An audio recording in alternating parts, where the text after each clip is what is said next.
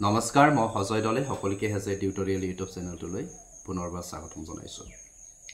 আমাৰ 5550টাৰ এলপিইউপিৰ ক্ষেত্ৰত পুনৰ এখন নটিচ ডি তৰফৰ পৰা জাৰি কৰিছে, যিখন নটিচত লিখা আছে এলপিইউপিৰ উইথড্ৰ সম্পৰ্কত। অৰ্থাৎ মই যদি চমুকৈ কওঁ যে 17 অক্টোবৰ তাৰিখে গেজেট টিচাৰ আৰু পোষ্ট গেজেট টিচাৰৰ ৰিজাল্ট দিয়া হৈছিলে আৰু সেই ৰিজাল্ট দিয়া দিনাখনে লগে লগে এখন নটিচ জাৰি কৰিছিলে যে যিসকল গেজেট টিচাৰ আৰু পোষ্ট গেজেট টিচাৰত সিলেক্টেড হৈছে একেদকলে নিজৰ নাম 5550টাৰ যিখন মেধাৰ তালিকা তাৰ পৰা প্ৰত্যাহাৰ কৰিব লাগে বা উইথড্ৰ কৰিব লাগে।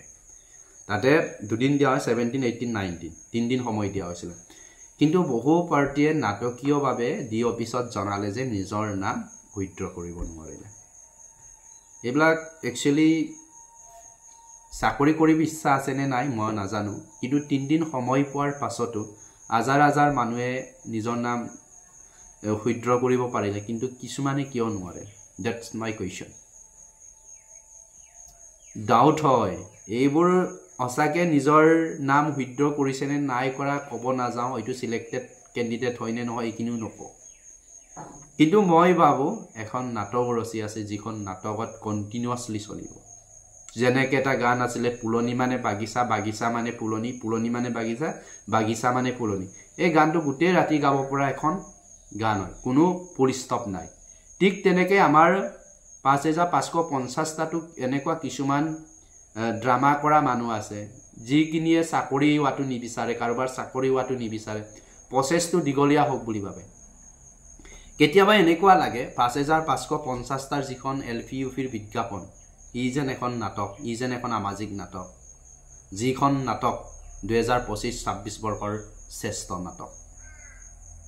কেতিয়াবা এনেকুৱা লাগে যে উইথড্ৰ সম্পৰ্কত ইমান ভিডিঅ' বনালো, ইমান নটিচ জাৰি কৰে, ৰেকৰ্ড কৰি দিছে। আছামৰ ৰিক্ৰুইটমেণ্টত আজিলৈকে ইমান নটিচ দিয়া নাই।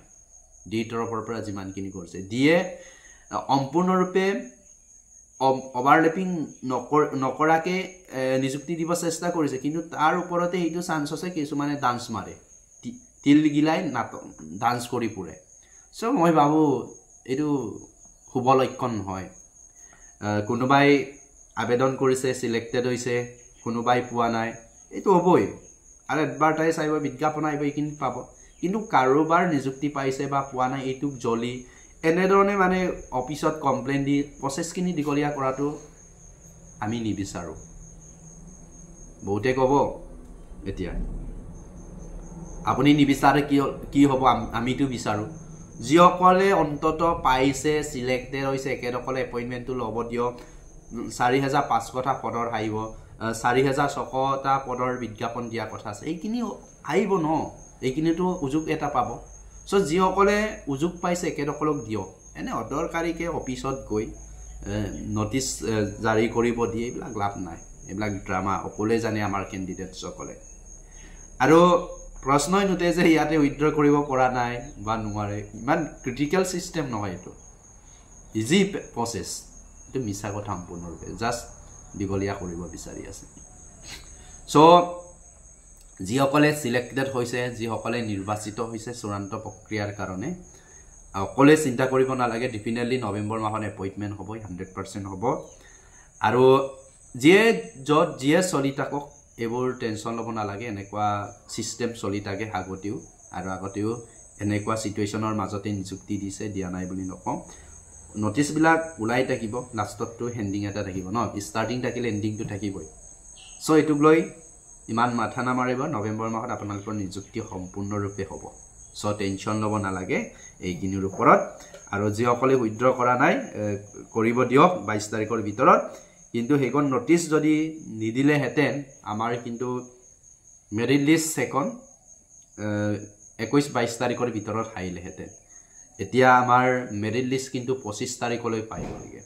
হয়তো 22 তাৰিখে দিলে 22, 23, 24, 25 তাৰিখ মানেহে আহিবগৈ। চ' দুদিনমান পিছুৱাই গ'ল, হ'লেও হ'ব দিয়ক, টেনশ্যন নল'ব। ধৈৰ্যৰ সীমা থাকে, এই সীমা পাৰ হ'লে মানুহৰ কিন্তু এটা পৰিৱেশ হয়গৈ। চ' অলপমান কণ্ট্ৰল কৰক, be positive, definitely good news আহিব। Thank you so' much.